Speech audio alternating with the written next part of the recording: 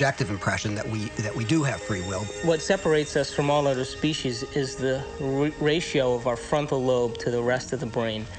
The frontal lobe is an area of the brain that's responsible for firm intention, for decision making, for regulating behavior, for inspiration. It is the seat of what causes us to take information from our environment and process it and store it in our brain to make decisions or choices that are different than the decisions and choices that we've made in the past. The brain is made up of tiny nerve cells called neurons. These neurons have tiny branches that reach out and connect to other neurons to form a neural net.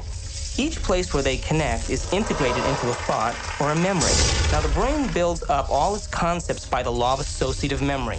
For example, ideas, thoughts, and feelings are all constructed and interconnected in this neural net, and all have a possible relationship with one another. The concept and the feeling of love, for instance, is stored in this vast neural net. But we build the concept of love from many other different ideas. Some people have love connected to disappointment. When they think about love, they experience the memory of pain, sorrow, anger, and even rage. Rage may be linked to hurt, which may be linked to a specific person, which then is connected back to love. Every observation can be looked upon as a quantum measurement. This quantum measurement produces memory. We always perceive something after reflection in the mirror of memory. It is this reflection in the mirror of memory that gives us that sense of I-ness, who I am. The brain does not know the difference between what it sees in its environment and what it remembers, because the same specific neural nets are then firing.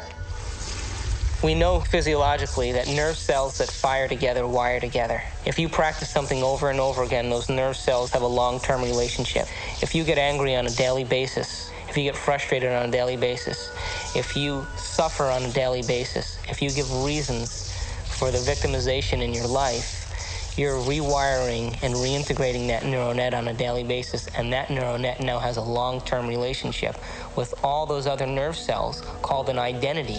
We also know that nerve cells that don't fire together no longer wire together. They lose their long-term relationship because every time we interrupt the thought process that produces a chemical response in the body, every time we interrupt it, those nerve cells that are connected to each other start breaking the long-term relationship. If we practice